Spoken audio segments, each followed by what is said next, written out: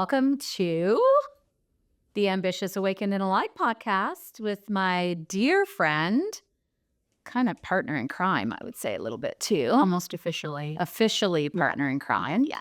And someone that is a regular on our show, Kate Thompson from Rock Thompson Financial Planning.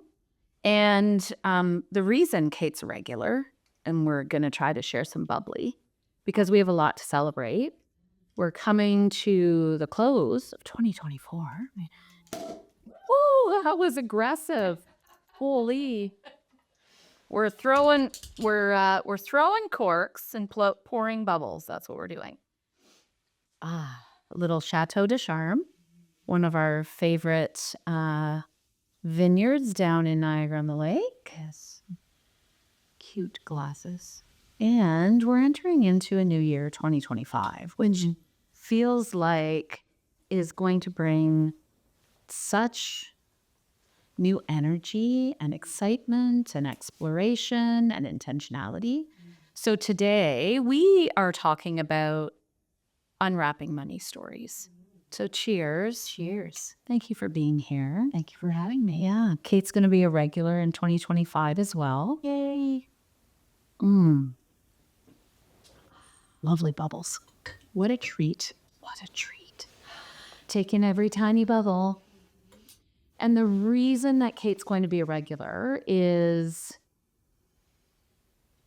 the awareness, I think, that really cracked open in 2024 of some of the experiences that we've had together in group settings and recognizing we both have a deep calling to, well, save the world. But once, we bring that down a little bit, ground ourselves, we really want to help women. Yes. And women in all sorts of different capacities. We both have a story which we love to share about the things we've been through and experienced that have created who we are today, and understand that we want to help sort of put a hand back and say, let's guide and mentor women that are in places we've been. And money is one of these big things, these, big challenges. It's emotional. You're practical, but you are also emotional. So we see that money is emotion. Money is practical. Money is how we exchange. Money is so many different things. So, and it infiltrates everything. Everything. And women, surprisingly, still don't have a lot of their own awareness. I think that's the biggest thing.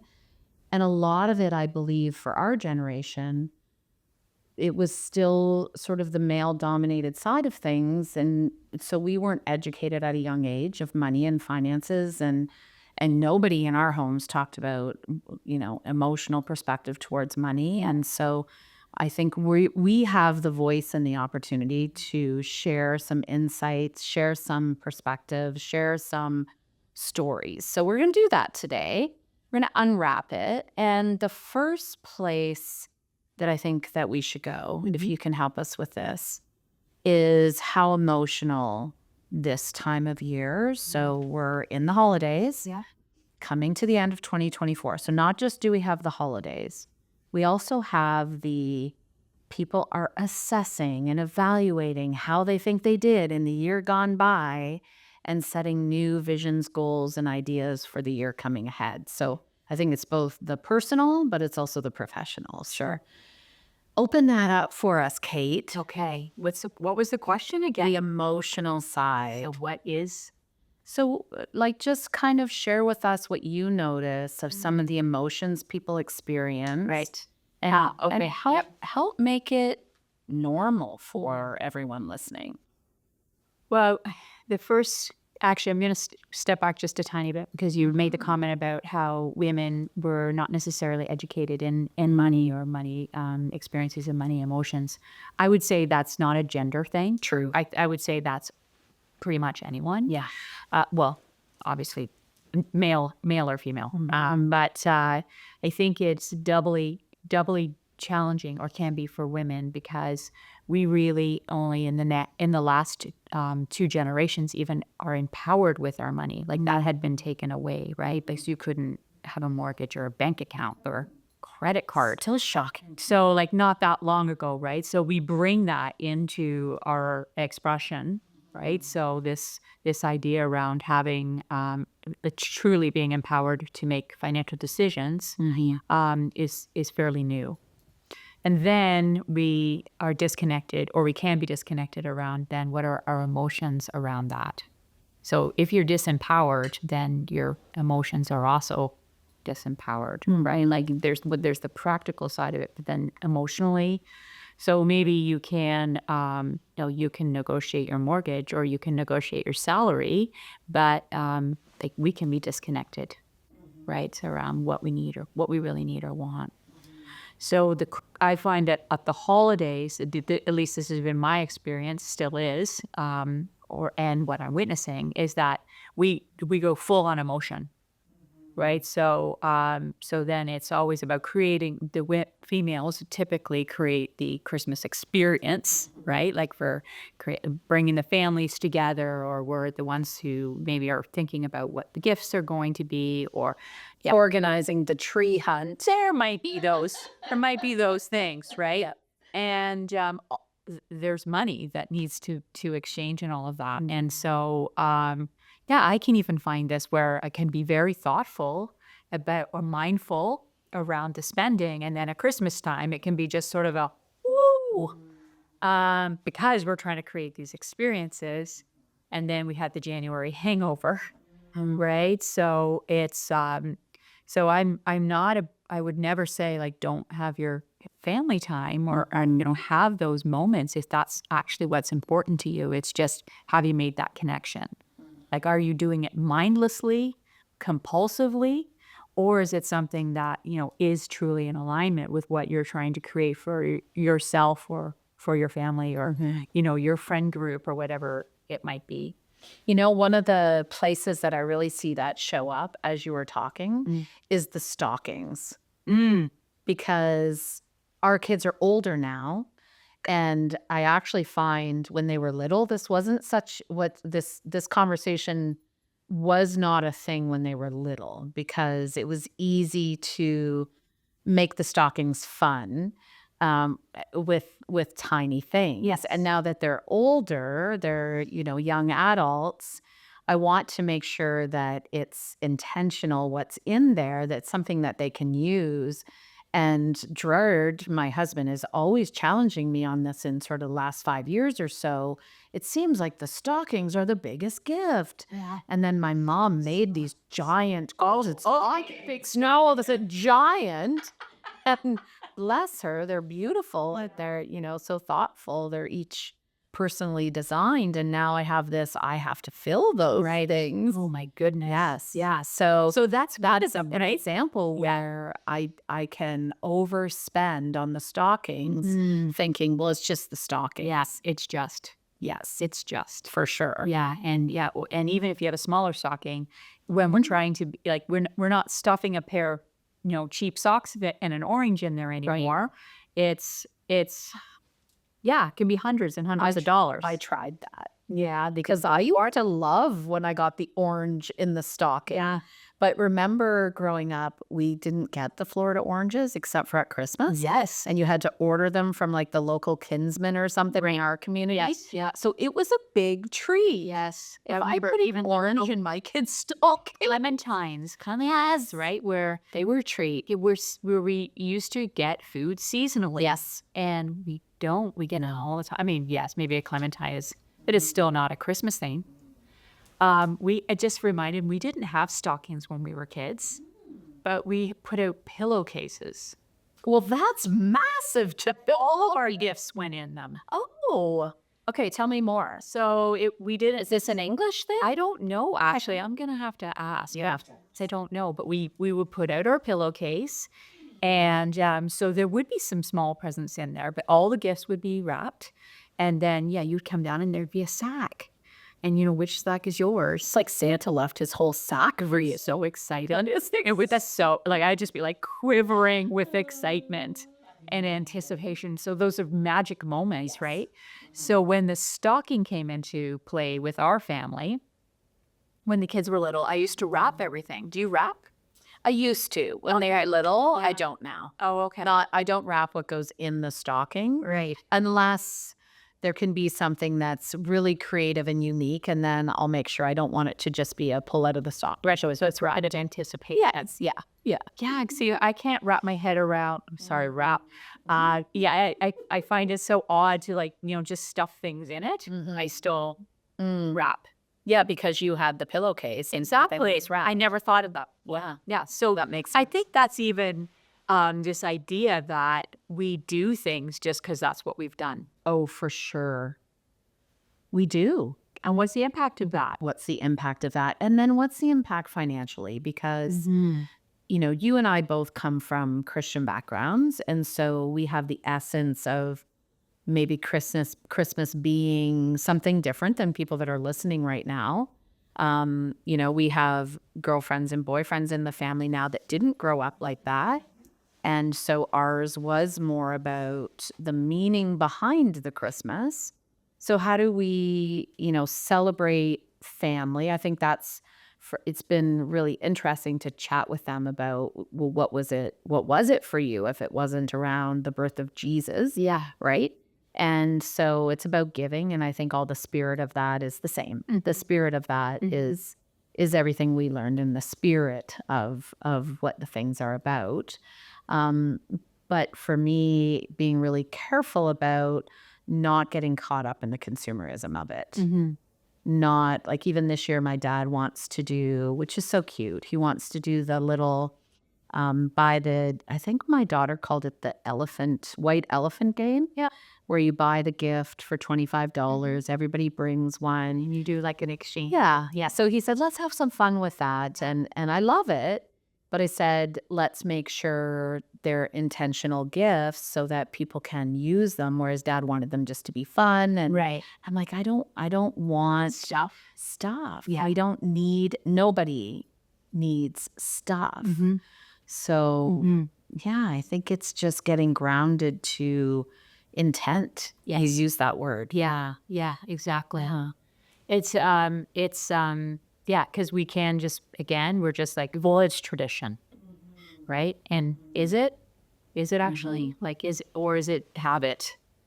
Yeah, I think those are different, right? if it's tradition, is it tradition that matters to you? Does it still sure? Yeah, or to you even. Or to us? Like, I think a lot of our conversations are around like what about our family or about our children. But I think even if that's not what your situation looks like, right? Well, even exchanging gifts with friends. Like I've had conversations more recently around that where we, and as we've gotten older, we can maybe afford a little bit more. So then things start, right? And you're just like, well, why do we really want to do that? Or maybe we just want to hang out. Maybe we just share time. Yeah.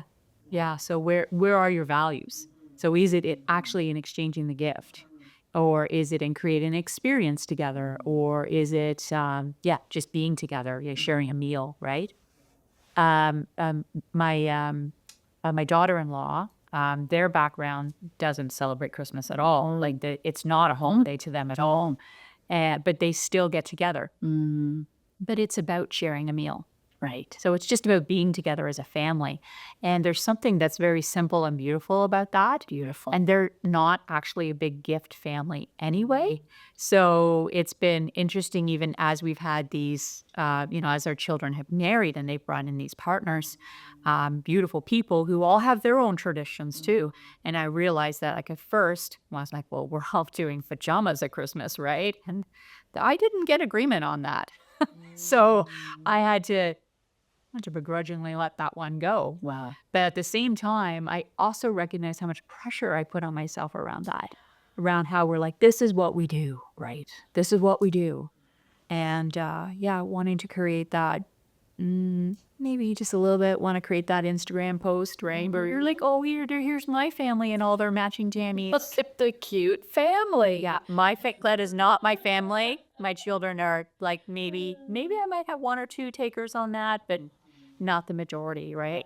But just like acknowledging that even for myself. where it's like, oh, I can so easily Mm-hmm. kind of fall into, yeah, maybe just wanting something for a second, right? Like for an experience that lasts a second. Right. It's not actually creating something where we're like, oh, do you remember when we did that? Like that was so much fun. Whereas maybe pulling out one of the old board games, right, that they played as like, let's play Sorry, right, or the game of life, or Right. oh, one thing that came up for us in the last couple of years, which surprised me. Do you know Stuart McLean? Yes. Okay. So that has become something that's resurfaced in our family. So when that's something that my parents loved, and so we would listen to his stories on the CBC. Wow. And so then I subjected my children to that, which they didn't love when they were little, but now they're starting to like. Last Christmas, it was like, well, let's put on the Stuart McLean Christmas because Dave has to cook the turkey. And It's neat. yeah. And so, and then it's a situation where we've got these other people that have, come into our family and they're like, what are you guys doing? Why do we all have to sit here in the living room and listen to this? We're like, shh, shh. There's no room or time for your questions. And listen, you will listen. And so that's when you get the clue, right? Where you're like, that's actually important. It's so good. Yeah. It's so good. I was thinking about the story I was told a few years ago, and I laugh every time of cooking. I think I've shared this with you. The family always cut the ham off as they put it into the oven. Yeah. And they had to cook it that way. Mm. And so finally the daughter says to the mom, "Mom, why do you cut the ham off? Yeah. Why do you Every time before you cook it?" Yeah. And she was like, "Well, I don't know. That's just how grandma taught me to cook the ham." Yeah. And it turns out it was because then they went, grandma was still alive. "Grandma, why did you teach me?" "Well, because our oven was so small, the big ham didn't fit in and I would have to cut it all Right. to fit it in." And yet here they were still cutting the ham off, and not necessary because now the oven was larger or the full Pan was bigger. And Yeah. yeah, how things change. So we do the same with these, traditions that we start. Yeah. And I always think, I mean, traditions are beautiful and there's ones that you'll want to keep in your family forever and they get passed down.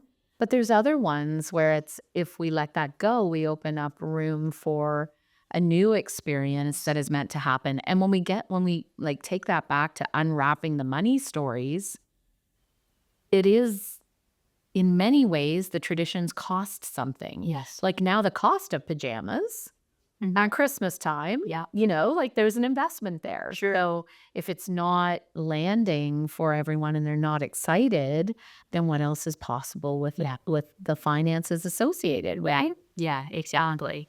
Yeah, and I think, and the other side of it too is like where I try and look at it is like, what is it? Just stuff? Is it just stuff? And so it's, I mean, I recognize that I love the unwrapping of the gifts, right? So that is something that's important to me. And I anticipate, when I'm buying a gift for someone, like, I hope they love it and, that kind of thing. But that's mine. Yeah. That's not someone else's. And it's not, yeah, I was just thinking like that's a moment, like you're creating a moment of connection. And maybe it doesn't actually have to require something that's epic, right? And so that we can, and especially if it's not received in the same way, I think that's the other side of it, right? Is this, it's in the giving and in the receiving.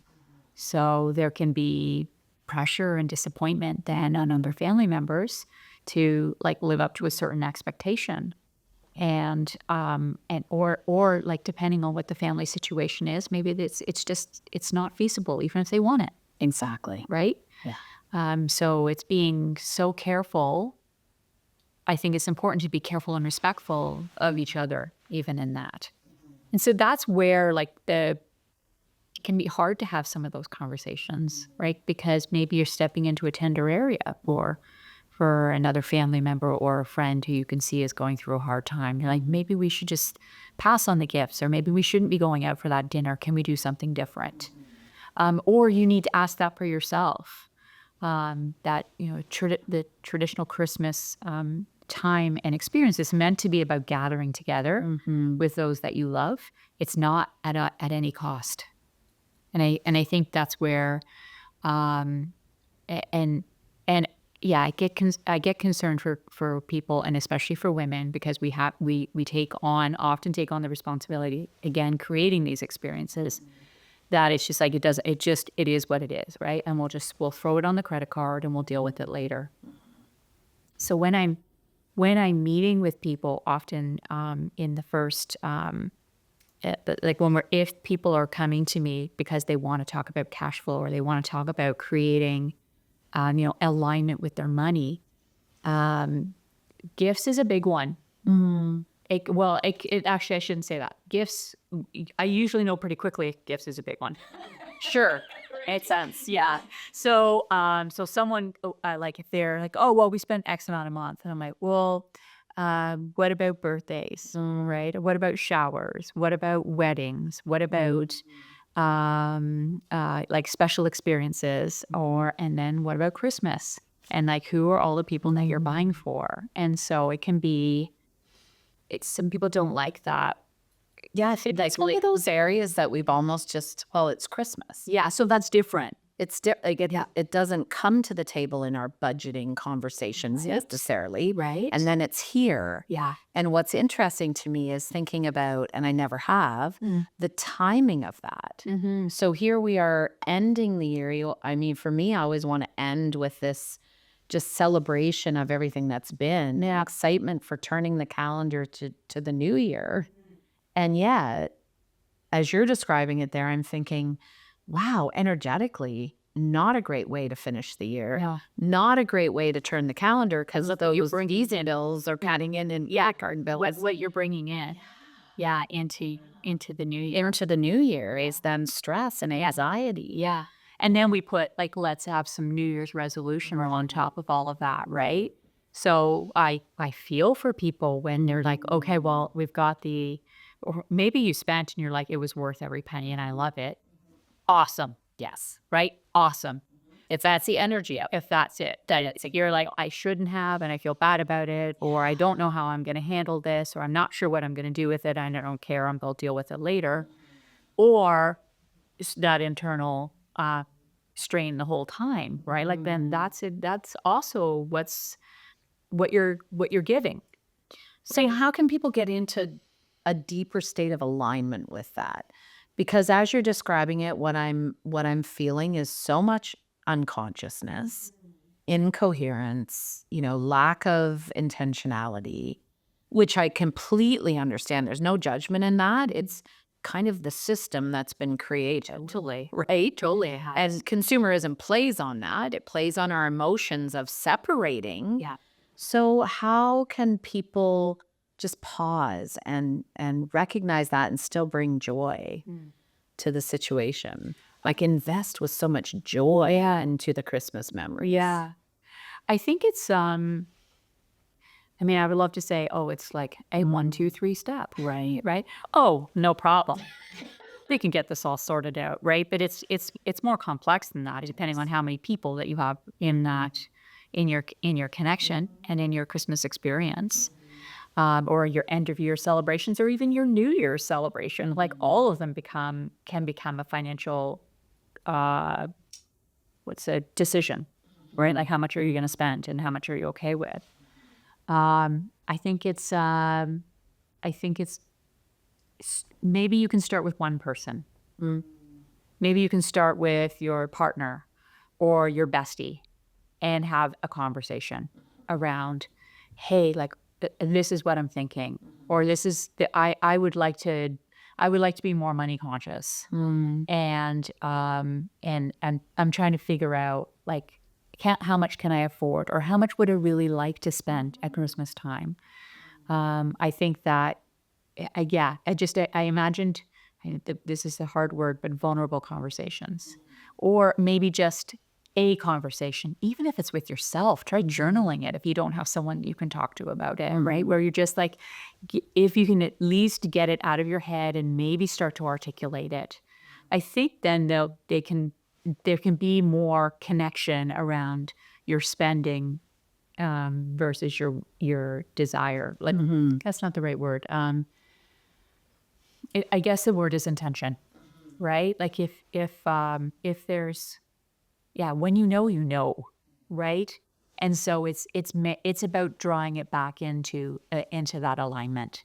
So I think that if you have a trusted person, if you have a financial advisor that you're working with that you feel can actually step into that with you, That makes sense. right? Where it's like, this is what I would like to create. Like this is, if you have a generous heart, then make sure that is in alignment in your financial plan, right?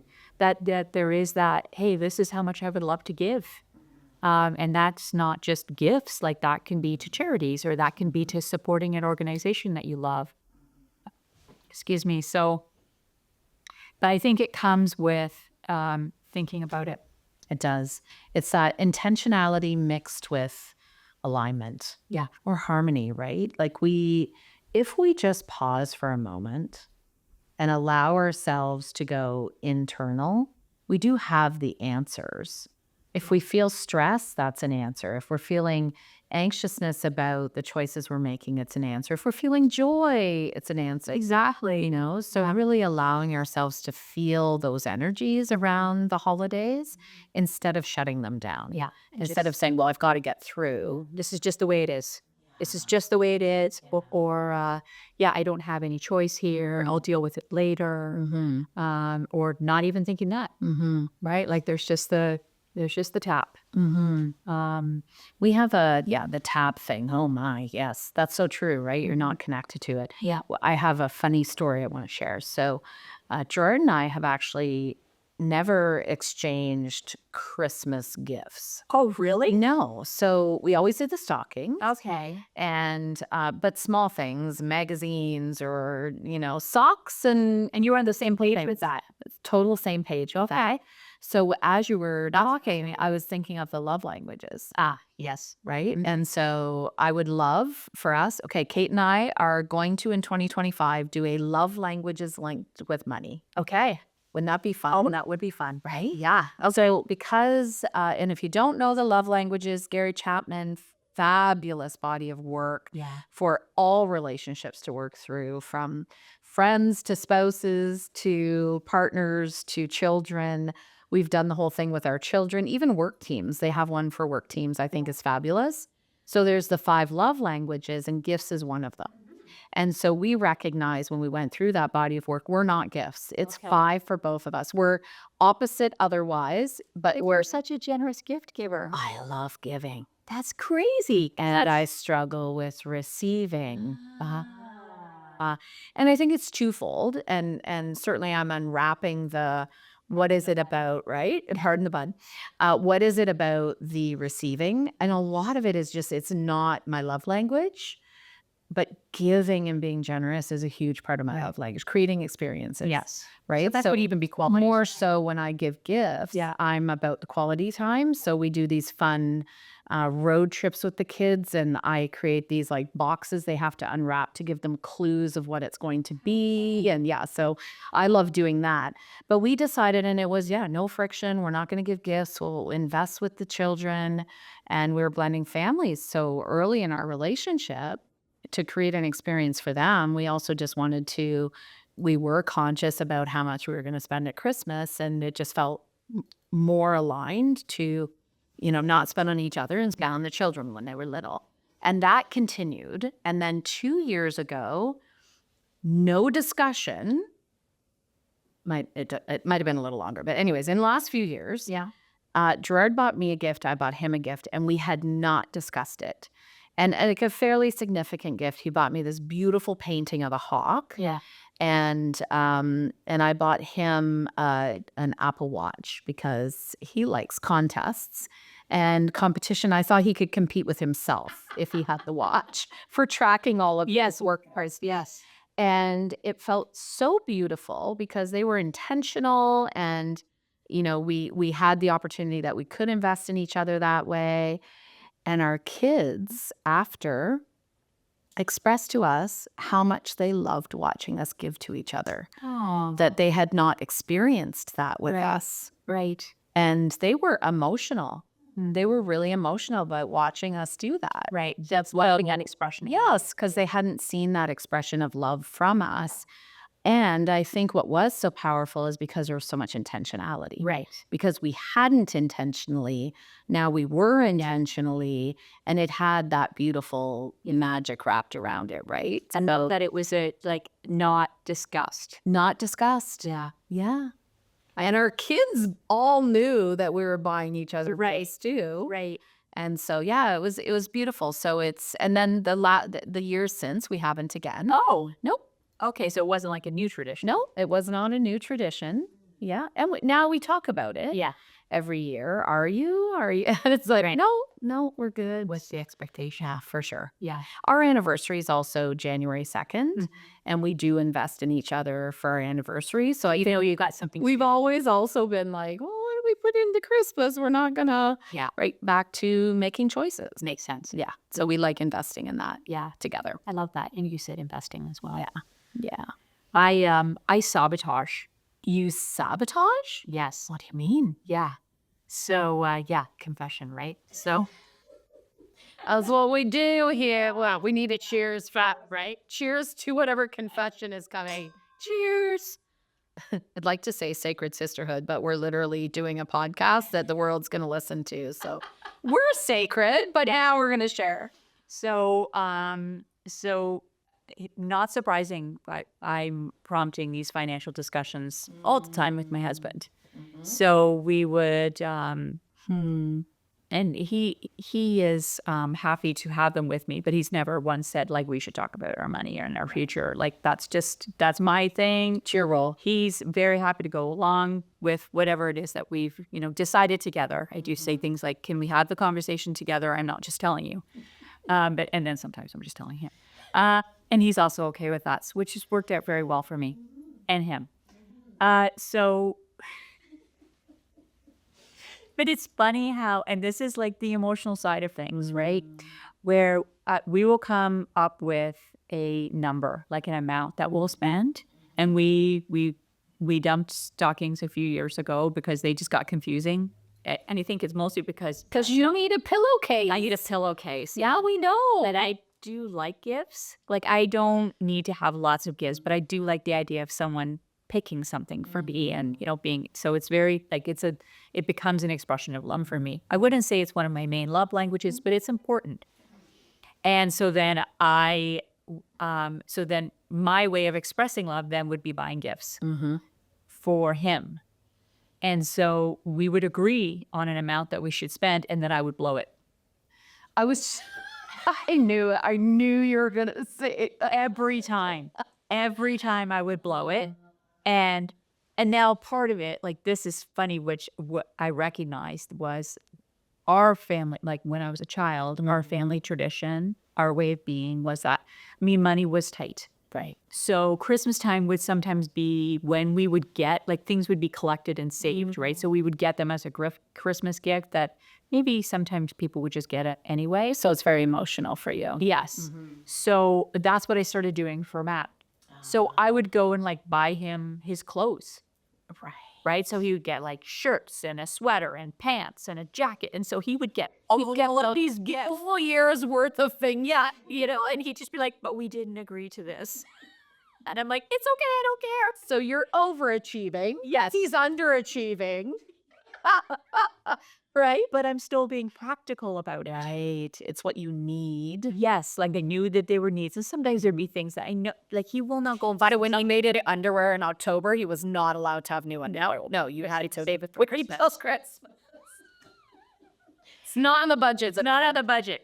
So funny how I recognized how I brought that in. And so over the last couple of years, we've been unwinding that. Wow, that's huge. Yes, where it's like, just go buy some clothes. Right. Right? Like we don't have to make it an epic big deal. Just go buy some clothes. He still won't buy his own clothes. I still have to take him out. Well, he needs your flair, But it's just funny how so then what it put on him then was this pressure where he was just like, but then we would be very modest in what the spending should be, right?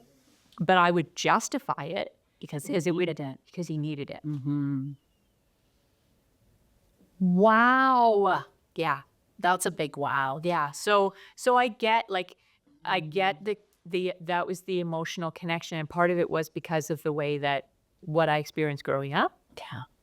Because there was things that were denied all year. So Christmas or birthdays were the expression, right? Like it was you get to have your special time. You get to have some special things that you don't get otherwise. Right. So your parents were being very practical, really. Very. They were saving so Yes. that those important times were special. They wanted to celebrate and they were making them special. Yeah.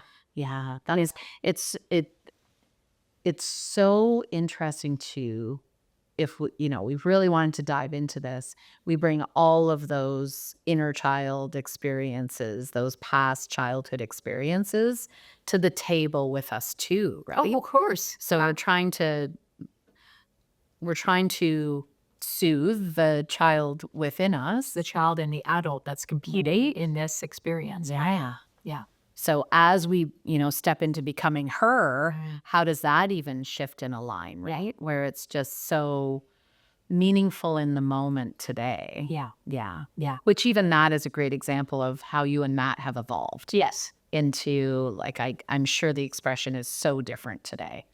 Well, it's interesting. Or you're working on it. I still surprised him with something where for even for this Christmas. Right. Yeah. We can't say it. Yeah. We can't hear it. Yeah, exactly. I'm just like, I still do it.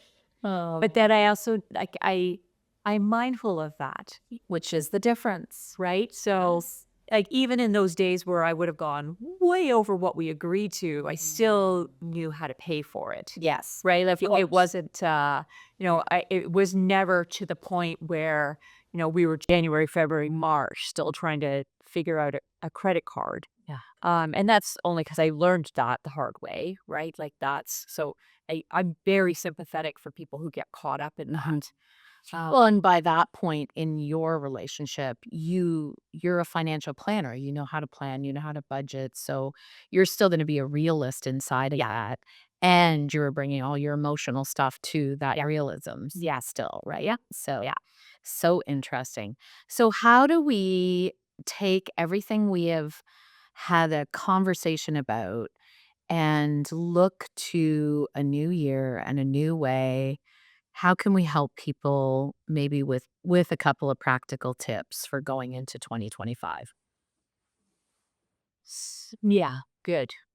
I would say, um, I was like trying not to get too practical. I think it would be if it's hard to choose actually. Yeah. Yeah, I think It's I love this moment actually of the pause because it's so easy to sit in a conversation of emotional and intentionality, and it's so easy to sit in a conversation of practicality. yeah, And when we weave from one to the other, yeah. that is a bit of a dance. And what is so magical about you, Kate, is your ability to weave them. It is. It's what's magical is that you understand the emotional connection to money. You understand that we've all created stories around it. And yet, inside of that, you can hold someone's hand, walk alongside them, and help them be practical with carrying that emotional part of it. Thank you. And I think you actually just expressed what I was struggling with because I was literally doing this weaving thing, right? And so I think I'll start with the emotional side. Is that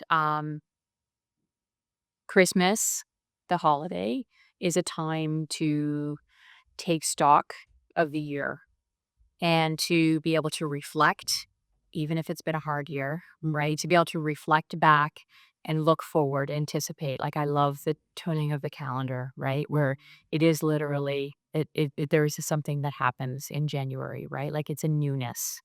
And so if you're coming into this Christmas holiday weary, more disappointed, disillusioned, no, we have the hope. We have the hope of Christmas and the anticipation for a new year. And the fact that we can move into that means that things can be different, right? And we could change personally. We have that opportunity. And that can then align up with your finances. So I hope, I pray that those that are listening to this maybe will pause before they move into compulsiveness when it comes to spending, that there would be, that there would be the pause in making sure that they've not moved over into habit or rushing or just tapping a purchase that, the money that they're spending, even in the grocery store, all those things, right? And I don't mean about being perfect. I just mean about maybe you have some moments where you might pause where you wouldn't have otherwise. That's a huge win, huge win, a huge win. And then you had the anticipation of 2025. So maybe over the next few weeks, be thinking about what are some of the things that you would like to take with you into 2025 that might be different about how you think or feel about money. And if you don't have the tools or tips for that now, that you be thinking about who might be able to help you with that. I love that. And as you're saying that, I would like to invite people to learn about your book club. Yes. Yeah, because I think it's such a beautiful, gentle way to be able to. Kate's going to be studying books around money and our relationship with money and sharing that in her book club. And it is her way of showing generosity. So it's a gift that she's giving to people at this point, because it's something she loves and is passionate about, and that's her way of being generous. So we can put a link in the show notes to get to the book club. Yeah. Sense and Sensibility. Love the title, Yeah. and it's starting end of January. February. Right, Yeah, February. it'll be the second Tuesday of the month for most of the year. There'll be a different book each month. So my hope is that like people can jump on. Women is what I'm targeting for. So it'll be an opportunity for us to do a Zoom call and talk about the book, what we took out of it or didn't, or any questions. And if anyone has any questions from a like application perspective, I'm happy to answer those on the call. And then just how do you feel about that? Like, does it resonate or did you take anything from it? And then, yeah, I'm hoping that that will become a resource then for people, for women going forward. I really want to empower women in 2025 to start to have um, different connections, conversations, and thoughts and feelings around money. Yeah. And so I will intentionally pick books that are readable and ones that like, yeah, we can track along together. The other would be I've already had a couple of women ask me, like, "Do I have to read the book? Can I listen to the book?" Listen to the book. There is no rules around this. If you can't finish the book, just show up for the call anyway. Really, like, let's create a community where, yeah, maybe you have an opportunity to talk about something that you wouldn't otherwise. This is vital. I think us as women being empowered and starting to feel safe around other women to talk about our money stories, to lean into our emotions around it, to just crack this open, to learn more about finances and feel confident and proud and excited about our connection to money. Yeah. And so I'm really excited about this book club. So we'll share that with everybody. And any final thoughts that you want to share? Well, I just want to say thank you, Lori. Thank you for giving me the chance to play with you on this podcast over the last year. And I'm excited about what 2025 might be. And yeah, you're just amazing. Thank you. I love you. So I love you too. Thank you so much for being here. And I think next up on Ambitious, Awakened, and Aligned is Gerard and I having a conversation about wrapping up relationships. You going to wrap them up? We're wrapping them up and we're leaving the stuff we want to leave behind in 2024. We're celebrating and we're going to lean into all that's possible in 2025. So I love that we're ending the year with money and relationships. I love it. I can't wait to hear that. It'll be great. So we'll see you next week. Mwah.